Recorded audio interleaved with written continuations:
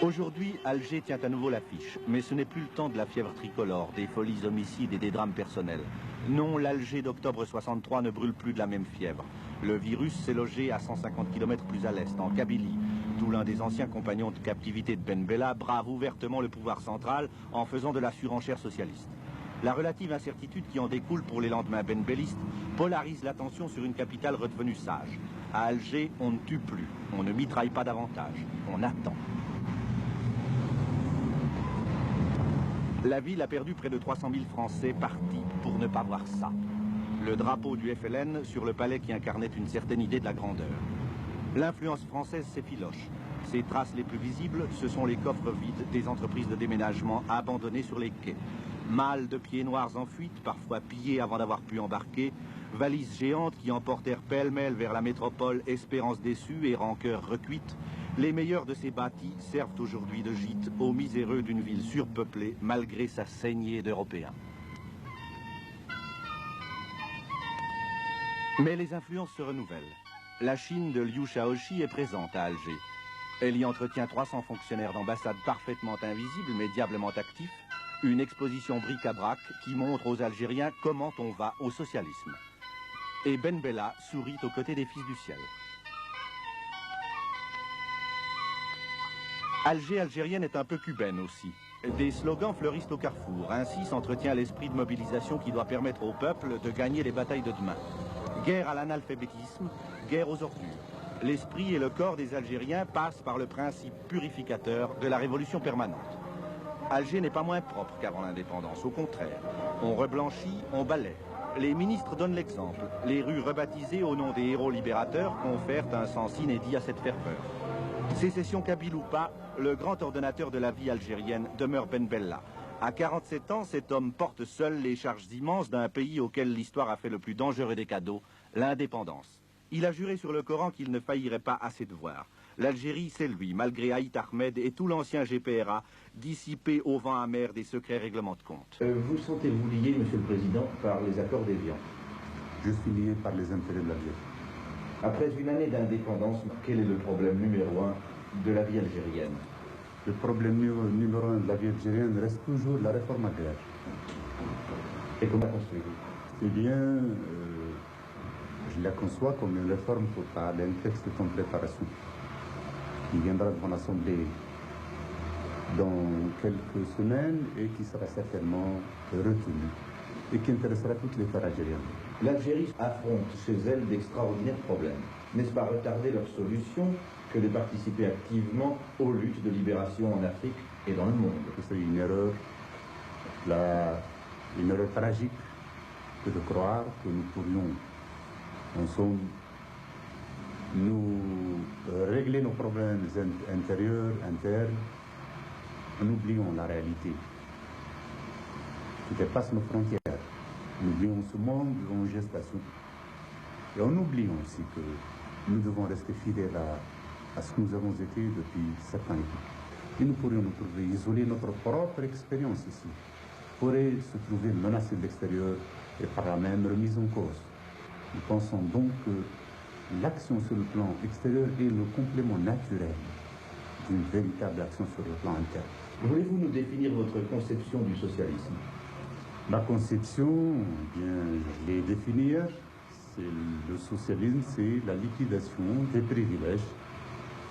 C'est la mise entre les mains des travailleurs des moyens de production.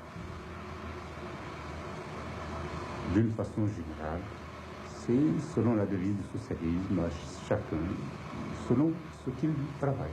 Les voies peuvent être différentes selon tel ou tel pays, selon ses spécificités, tout simplement, ce qui est spécifique. Mais il y a, si vous voulez, une caractéristique, c'est qu'ici, nous disons, nous sommes musulmans, nous sommes croyants.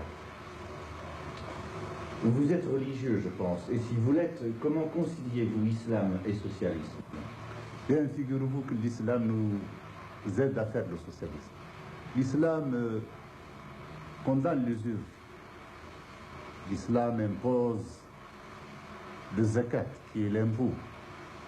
L'islam est profondément socialiste, croyez-moi.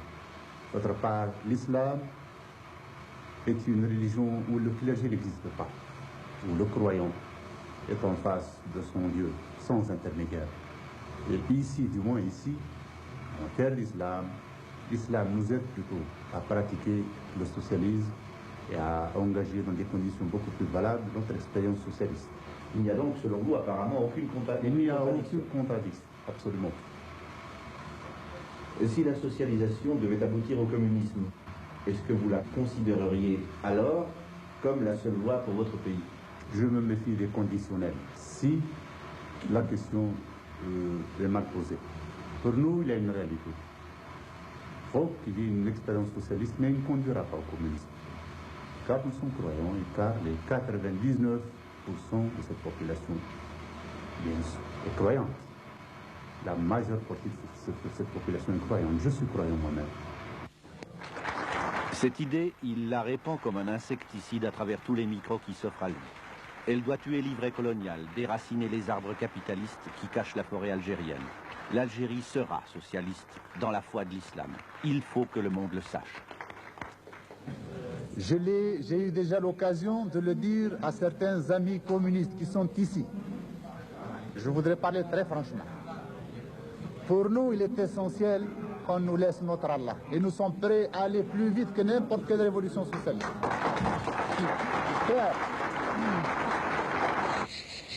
Les Français partis, c'est autant de rideaux baissés et de portes fermées sur les possibilités d'aménager ce pays.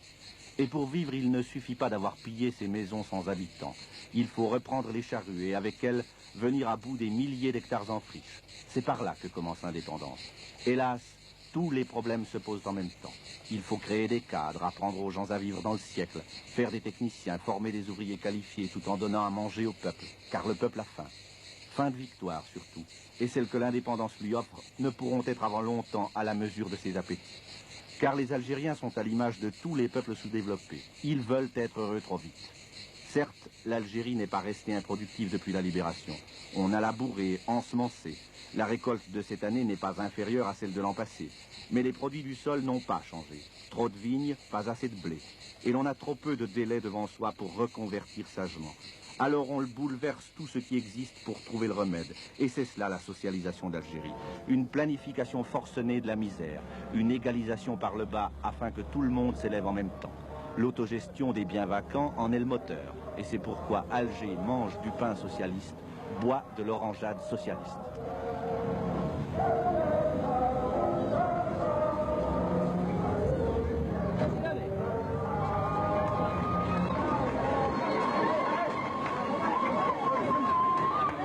Ben Bella paie d'exemple. Le voici à l'inauguration d'une coopérative de teinturerie abandonnée par les Français. Est-ce la place d'un président de République? En Europe, non. En Algérie, oui. Il n'y a pas de sotte besogne quand il s'agit de galvaniser le peuple et de lui donner ses moyens d'existence.